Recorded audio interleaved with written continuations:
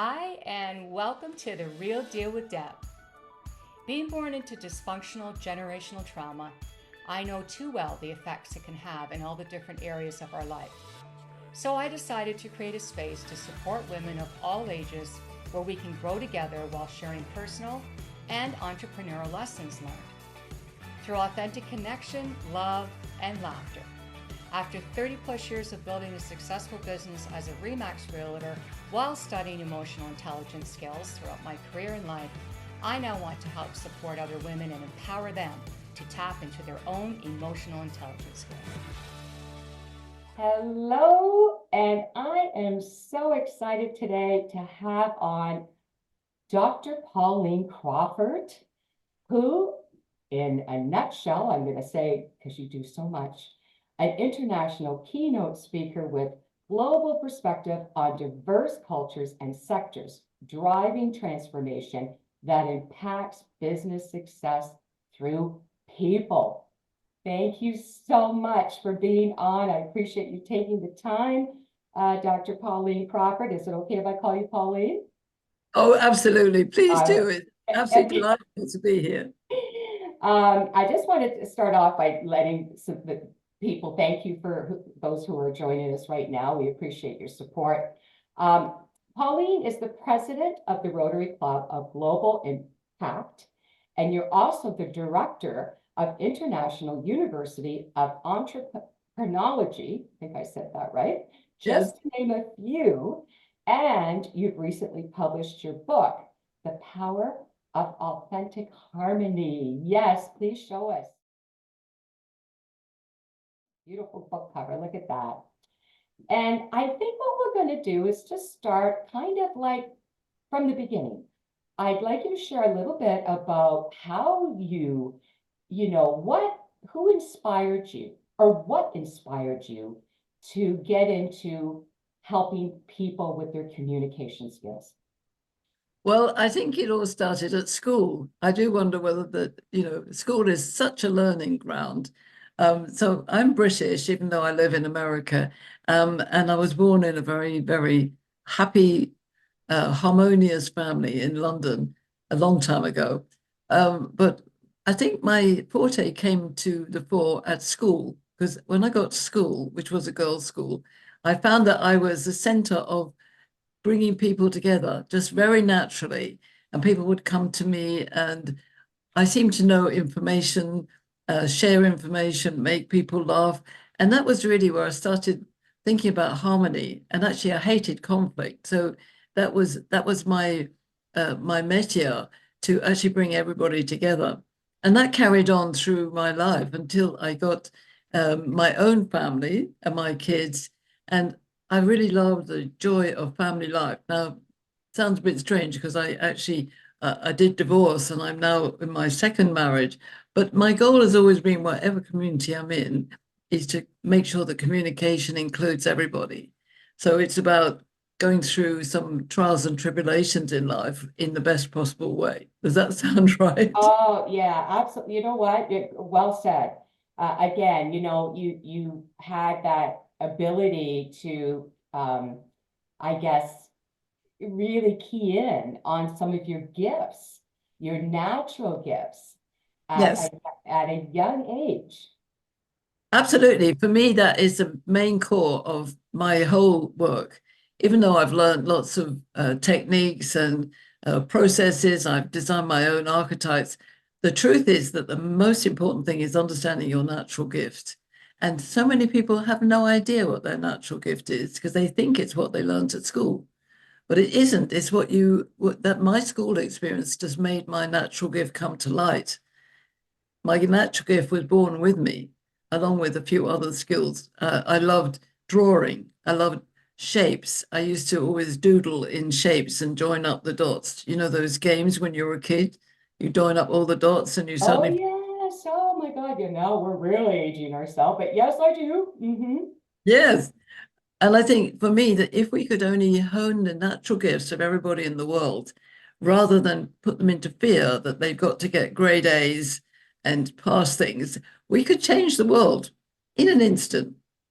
you know what, I so agree with what you just said. And I definitely hope that, in my own way, I'm as well sharing that you're right. It's not about, your grades and the pressure that society puts on us to be a certain way, or, to be successful, you need to be, a doctor, a lawyer, again, it's so important for people to understand that our natural gifts don't always align with what's expected from us, what sometimes we expect from ourselves. Because, right? Yes, Because, and I mean that's the thing is, I love community, I love groups, I love teams, I love the idea of engaging and belonging, and that starts right at birth. Yeah, I was one of four children, so there was always a crowd around, and we had lots of relatives. And sometimes people are born into singular situations, parents who pass away or being one sibling. So it's not always our natural path, but our ability as a human being to belong to other people comes from us, not from them. So we can be friends with anybody that we want to be friends with because it starts here and it yeah, starts. yes, yes, yes, yes, yes. So true. You know what? Again, another great point shared that, it's not about waiting for things to happen. It's Yeah. about taking that initiative, understanding our own value, our own, I guess, ability to share love with everyone. I mean, I know that sounds so cliche, but we're all here to help and support one another. And I think through what you're doing, and thank you from the bottom of my heart, because we need this more in our world more than ever. We really do. And you inspire me to just continue on my journey with sharing what I've learned over the years of living, what I've learned through business, what I've learned about connection through people. You're right. I mean, it can be a lonely path for us if we don't open ourselves up and be vulnerable enough, Absolutely. right? Yes. So thank you for sharing that. Well, I think the other thing is understanding that we're all unique and we're all similar. So we're all different and we're similar all at the same time. I'm a mathematician. I love simultaneous equations. I know not everybody would do, but me, a lot of people separate things. Oh, I don't like those people, or I can't go into that situation, or no. We build up our own fears, which are necessary, but we don't all have to be the same. So we don't all have to be gregarious. We don't have to, we can be shy and still be friendly. We can be introvert and still be part of a group. So I think it's really important. We've got so many stereotypical things that happen in our life. Educational influences, obviously parental influences, religious influences, national interests. But actually, if we understand that when we breathe, we're alive, and if we smile, we feel happy, and we can heal each other by having a good conversation, what I call magical conversations. That's a simplistic way of looking at changing the world. Well, and you are making a huge difference. And, again, you just inspire me to want to do more and give more. And I thank you for that. Now, we are going to step into how did creating the University of Entrepreneurology come about? And Well, what have you noticed in changes in our world throughout the I don't know how many years now you've had this, you can share more about it, but how do you feel that it's helping? well, very interesting enough, I met the university in person. My second husband, I met in 2011 when I think I was 62 at the time. So I didn't know anything about entrepreneurology before I met him because it's actually a legacy business from his father. But what I learned in the last 12 years is it's all about an open mindset. So entrepreneurology is about how we use our knowledge, that which we believe is sacred, but actually it's not. It's just what we learn. But how do we use our knowledge? So it's about knowledge, experience, and then the magic ingredient, which is imagination. And I love that. Being a magician myself and being a magical conversationalist, I love this idea of openness and freedom and flexibility and being okay to be wrong and knowing your failures are part of success. So entrepreneurology is all of those things. It's about allowing that natural gift we just talked about to come through. And if you desire to run your own business, for it to become your own business. Now, not everybody in the world will turn their natural gifts into their business. So it's not that, but it's actually acknowledging those people who bring amazing things to the world, like Steve Jobs, like Elon Musk, like Sir Richard Branson, my favorite, like Sarah Blakely, people who have designed things and brought them to life. They've been very open to what if we created a motor car instead of riding horses? That was Henry Ford. You know, when you start looking at it, our world shifts by using these natural gifts. And that's what entrepreneurology is about. So when I met it, I thought, oh, I love this, as well as falling in love with Jim and marrying him. And that's the reason I came to America, because he's American. And we spent 4 years of the last 12 years, we spent in Malaysia. And that was so exciting. And I really got to understand that I was an entrepreneurologist.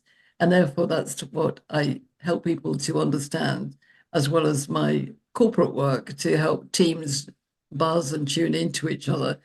And it's all about people. This is all about people and not the system.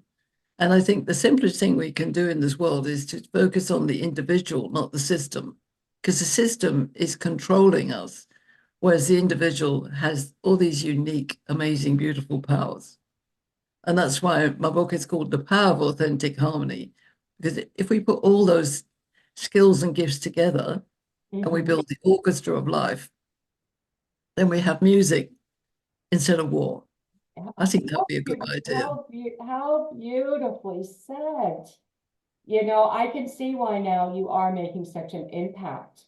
And you know, how valuable what you share is. Really, the bottom line is how we are all connecting, and to, you know, realize that we don't have to fit in to any particular way or system or belief. Yes. Right. So, you know, again, I was going to just kind of share what your book is about. I was just going to ask you if you could do that, but please show it up again and let us know where it can be found. Where can people find your book? Well, the fun thing about the book is it can be found on Amazon. It will soon be on Ingram Sparks and other platforms. But I'm very excited because I've had this book translated into French. And you might say, why are you excited? Because I don't speak French. And it's so funny having a book which you can't actually read, but you know what's in it because it is a translation, but it's an interpretation. And what I learned by doing this is that when you go into a different culture, and like men and women are different cultures, Britain is different to Canada, to America, to Africa. When you go into a different culture, the same thing is interpreted in a different way. And therefore, my passion is to produce my book in several languages. And the dream is to have a magical conversation one day where there are 12 languages around the table, but they're all seeking harmony. So even if they're speaking their own language, the mission is harmony. And we could have that create peace and love and joy and laughter in the world instead of war. And the book is got some exercises in. It's very simple read. And at the back, there's a very good, fun story. I call it a parable, and it says birds and bears. I love Who is in charge? it. So And guess who? in charge? Who is in charge? The birds or the Guess bears? who the bears are? The men, and Yes, the I was birds gonna say, are yeah. the women. And if you think about it, you know, we are different. And I'm not talking about sexual preferences or cultural differences or anything else, just baseline. Women and men have a different biological journey, and that creates certain behavioral concepts. And so the book is about how do we understand each other in simple terms. And I have these fun archetypes to help. So we have the ruler and the philosopher, my two men. The ruler is action man, and the philosopher is thinker feeler, servant leader. And then we have two women, which is the magician, that's me in my head, and then the sovereign, who's all in her heart. But of course, all women are in their heart. And the main thing is that women are all nurturers. And so what we need to do is we need to change the business world to understand nurturing. and maybe not use that word because men don't use that word. But essentially, that's why I talk about harmony. Because when you talk to men about harmony, they go, oh, I like that. If you talk to men about equality, they go, oh, Yes. So it's okay. so it's how you frame it. That's very interesting what you just said, that, we do as human beings sometimes shy away or resist, depending on how things are put to us or said to us or Yes, explained to us. So thank you for sharing. We are different, women and men, in the ways that we think, in the ways that we feel sometimes. I mean, obviously we're both human and we both have a lot of similarities, but I really appreciate the fact that you're taking this to another level, like letting men understand that it's okay to reword, to get down to the basics of, it's okay to have empathy and oh, compassion yes, in the workplace, to show the support, and that, because let's be honest, for many, many years, and I've seen it, I grew up in it, and so did you, men were taught in society to be strong, to not show feelings, to dictate more or less, to, well, this is what you do, and you don't ask questions, and let's continue on. And through this conversation, I'll share with you, because I just did a post the other day about this. You know what? If we could only understand that through our differences, there are more similarities, oh, and yes. right, and to get on board with each other so that we can effectively have meaningful, deeper conversations. And I'll tell you, I think this is what I think, you can please share your opinion. I think that when the pandemic started, it was Yes. a real wake-up call for all of us. Are we happy personally? Are we happy with what we're doing for a living? And let's face it, we spend a third of our life, trying to make a living and doing what we need to do so. So, Absolutely.